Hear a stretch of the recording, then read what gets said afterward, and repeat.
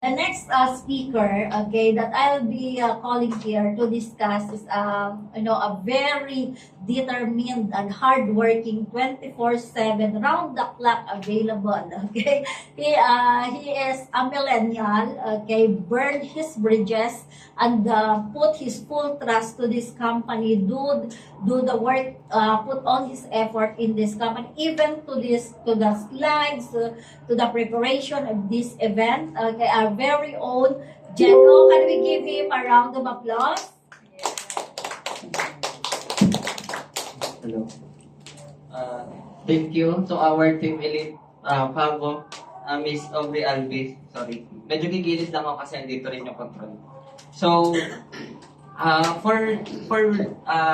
syempre, I'd like to thank our team elite, Pavo, for this opportunity that is given. So, let's get started already. This topic that is assigned to me is potential. So, narinig naman natin yung product, di ba? Yung mga tita natin, narinig nyo po how great was the product, what is inside the product, and what the product can do. So now, magpo-proceed tayo sa potential. And on this first slide, as you can see, this is Xichan. In Mandarin, or pag-translate natin in English, it means market. So what's with the market, and what's with the market and the potential? As you can see, this is the world map. Kita po ba dyan sa likod? Kita naman. This is the whole world that we live in, that we exist. And in this whole world, andito lang ang Philippines. Sobrang liit, di ba? Wala pa siya sa 1/4 ng buong mundo. So what's with it? In 2023, base sa World Direct Selling Association, on 2023 alone, the World Direct Selling sales has accumulated over to 168 billion USD. Pag convert natin sa peso, it's already too much na kaya nang bayaran yung buong utang ng Pilipinas, di ba? So that's on the World Direct Selling Association noong 2023. Ano ring meron? Ang World Direct Selling Market Distribution natin is divided into three. We have the Asia, we have the Europe, and we have the America. Let's first go to Asia. Pagdating sa Asia, 40% ng buong 168 billion na yon is from or nagmumula sa Asia. It means na ang buong Asia is comprised or nabubuo ng 40% ng mga direct selling companies, ng mga direct selling groups dito sa Asia. Then we have the Europe, which is 22%. See, sa laki rin ng Europe na to, compared sa Asia, only in Europe is 22% lang dito ang nagda-direct selling, or pwede natin sabihin, is into the direct selling market. Then we have the America, na composed ng North and South America, which is only 37%. Dito pa lang sa slide na to, in a global scale, makikita natin yung differences. Ang Asia, ang Europe, ang America. Proceed. Then sa top 10 direct selling market sa buong mundo, makikita natin dito ang 10. United States of America, alam naman natin na karamihan sa mga direct selling companies nagmumula sa West, sa Amerika na pupunta sa East, papunta from America to Europe, then to Asia. Then kaya, ang number 1 ng US, then Germany, Korea, China, Japan, Malaysia, Brazil, Mexico, France, Taiwan. Ang top 1 and 2 is nanggaling sa West, di ba? And anong nangyayari? Bakit sa percentages na to, kitang-kita ang laki ng difference? Bakit ang mga Western countries na nagsisimula, mga 22%, mga Germany, 12%. Pagdating sa mga Chinese countries like Korea, China, Japan, Malaysia, ayan, Taiwan, medyo naging mababa na yung percentage. So, bakit? Proceed tayo sa market na to. Lahat ng Asian market na to, binubuo na nito is yung 80% ng total direct selling stand natin sa buong mundo. Then pagdating sa Asia market, these 5 countries are the one na nagbibigay ng contribution. May paparaffle po ata tayong cellphone. So, yun. Sa top 5 Asia market, we have the Korea, the China, Japan, Malaysia, and Taiwan. 25, 23, 16, 15, 7. Pag nabuo, 86% ng 5 countries in Asia is consist of merong direct selling companies.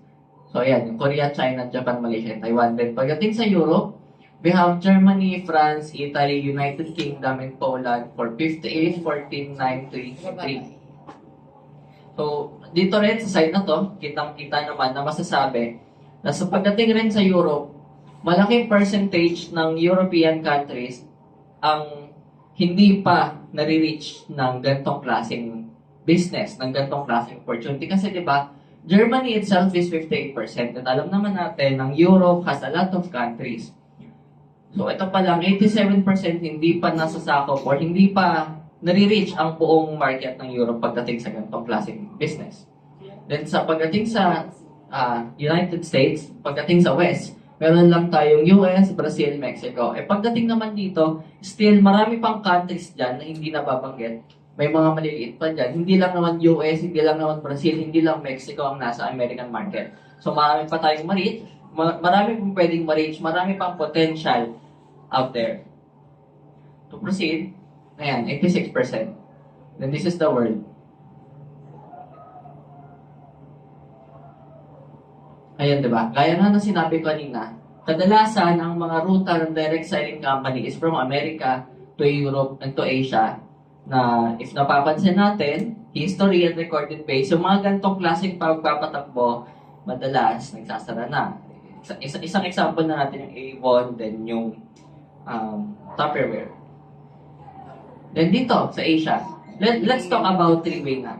Pagdating sa Asia, and three-way in Asia, we have in Korea, China, Japan, Taiwan, India, Thailand, Indonesia, Philippines, Vietnam, Singapore, and Hong Kong. Korea, 25%. So, pagdating sa Korea, hindi pa nare-reach ng Riway ang buong 100% capacity ng Korea. Di ba? Then China, Japan, Malaysia, Taiwan, ayan, makikita nyo na 23, 16, 15, 7, 5, 3, 2. Pero let's get to the Philippines na lang muna this time. Philippines of 1.5% only pagdating sa Philippines. Ilan ng tao at populasyon sa Philippines itself? 119 million ang tao sa Pilipinas. Ang 1.5% ng tao sa Pilipinas, wala pa yan sa 100 million. So, isipin natin, let's get to the POV na ang potential ng market sa Pilipinas is wala pang nag-reach ni 1/4 or kalahati. It means, even when we just go outside, that's already market. Everyone we know is already a potential. Potential of what? Potential for the product that we can give to them, or potential for the change of life that they can have. Then, lipat tayo sa Europe. Ito naman ang na-reach ng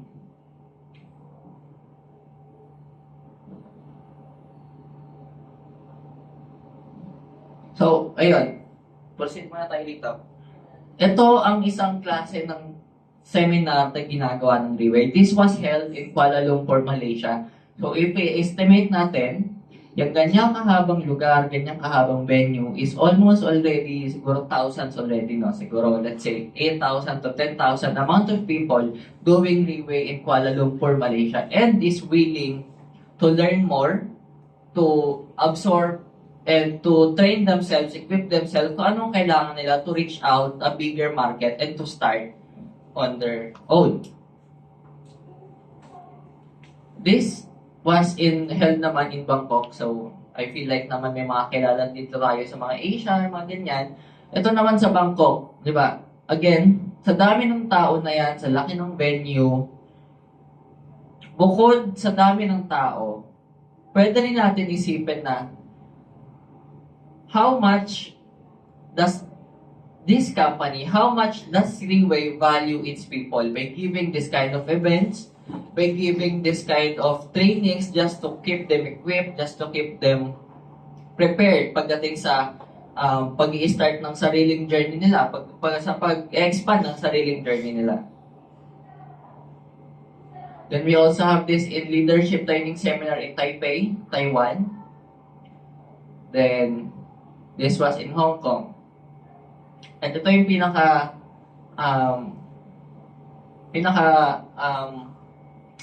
ano ang tawag dito? Pinaka-recent. Ito yung leadership training seminar sa Poland. So kita nyo, makikita nyo dito, lahat yan mga European, lahat yan mga puti. So tayo mga Pinoy, magpapasakop pa ba tayo sa mga puti? Hindi na, di ba? So, what can we do? Pagdating sa mga ganitong leadership training seminar, specific example is yung Poland. In Reway, itong lahat ng Europeans na yan, as I've heard ang upline nila is an Asian. So see, an Asian who started with nothing as well, started to conquer the European market on his own or on her own. So if kaya nila, bakit hindi natin kaya, di ba? So we can make it a habit to put ourselves in a positive connotation na we can do it if they can do it. So yun. Then we have this Asia to Europe. Then we are now trying to reach the Americas. Kasi nga, base nga sa World Direct Selling Association noong 2023, 168 billion of those sales, iilang countries pa lang ang nagko-contribute. Ilang countries pa lang ang nakalista doon. Ilang countries pa lang ang nakapaloob doon. At pagdating sa mga countries na yon, ilang tao pa lang ang nandun. For example, sa Philippines, 1.5 pa lang ng tao sa Pilipinas ang nagda-direct selling, ang gumagawa ng ganon. In which, yung mga 1.5% ng people na yun dito sa Pilipinas, most of them already had their way on their life. Kasi nga, as we know it, ang direct selling dito sa Pilipinas is nagkaroon ng negative connotation, di ba? So that's why we're trying to educate everyone na direct selling is not negative. It's not all pyramiding, it's not all scam. There's no such there's still other company like Reway who can provide and give a better value on it. At pagdating sa Reway, we are not just a direct selling company. We don't focus on selling. We focus on sharing. We focus on educating people. We focus on looking on the light of inside the person. That's what makes Reway different from any other companies. Then we have this 1, 2, 3 na may pwede nating makita sa mga potential nating tao. First is the ability. That ability na hindi lang nagbe-base sa kung anong kaya nila. Hindi natin pwedeng sabihin na ang isang tao mayaman, ang isang tao mahirap, hindi niya gagawa ng paraan. Everyone that is in need will do something kung kailangan nila. For example, yung mga nakausap namin ni Matt na senior citizen last time, sinabi nila, wala silang pera to do such thing. But still, they still want to do it. They still want to push it. And that's a type of ability na hindi natin makikita on a surface level. Kaya pagdating sa atin, we don't judge the book by its cover lang, di ba? Kasi pagdating sa ability, meron na rin naman silang resources. Pagdating sa resources na yan, hindi lang yung pera, hindi lang kung anong meron sila. Resources can also be their connections. Resources can also be their mga kakilala nila, mga kamag-anak nila that still know someone that can help them, that can do something for them. Then, on those resources, nagli-lead sa present. Pagdating sa present na yung ability and resources na meron ng isang tao, you can also look at the present image of a person. If that person, is he or she willing for a change on his or her life? Or is that person just want to be stuck on his or her present. Kung hanggang dyan lang siya, if we can still make a light, we can still make a share of hope to them, then we can. Pero sabi nga nila, di ba, kung gusto mong tulungan ng isang tao pero ayaw niya pa rin tulungan yung sarili niya, magiging mahirap yun.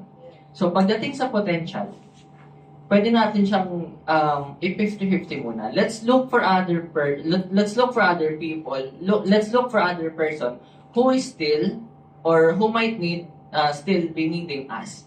Kasi nga our way is to deliver their message. Is to deliver the message. And it's up to them kung paano nila gagawin, kung paano nila sisimulan, at kung paano nila aaralin, at kung paano nila gagawin. So that's for the potential that if you wanted to look for sa isang tao. Then here, a long road ahead. So nakikita niyo yan, di ba? Medyo desyerto ang gilid, medyo patay ang mga halaman. Then we have those mountainous ranges sa dulo. Pagdating sa Reway Philippines, we are still here at the beginning of the road. And we are still forging the road for everyone to be on it. We are still forging the road for everyone to have the